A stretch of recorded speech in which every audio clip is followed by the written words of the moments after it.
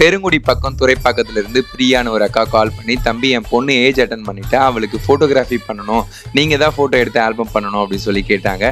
நானும் சரிங்கக்கா நான் வரேன் அப்படின்னு சொன்னேன். அவங்க பேசும்போதெல்லாம் தம்பி தம்பின்னு வாய் நிறைய கூப்பிட்டாங்க. சரி எல்லாரையும் போல தான் கூப்பிடுறாங்கன்னு நினைச்சேன். அப்புறம் பார்த்தா தான் தெரியுது அவங்க கூட பிறந்த தம்பியாவே நினைச்சு என்கிட்ட பிள்ளைக்கு டெக்கரேஷன்லேருந்து மாலையிலேருந்து ஒவ்வொன்றும் என்கிட்ட கேட்டு கேட்டு பண்ணாங்க.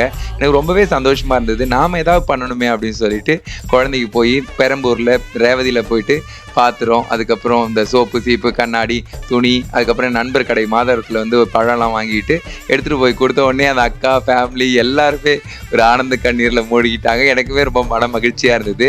நம்ம தேடி தேடி போனாலும் கோடி கோடி கொடுத்தாலும் தாய் மாமன் உறவு மட்டும் கிடைக்கவே கிடைக்காது. தாய் கூட பிறந்தாதான் தாய் மாமன் கிடையாது. தாய் மாதிரி பாசம் வச்சா எல்லாருமே தாய் மாமன் தான். என் குழந்தை மாதிரி தான் அந்த பிள்ளையும். ரொம்ப மகிழ்ச்சியாக இருந்தது. கண்டிப்பாக நல்லா இருக்கணும், எல்லாரும் வாழ்த்துங்க. ஆறுமுகம் அருளிடும் அனுதினமும் ஏறுமுகம். ஓம் சரவண பவ.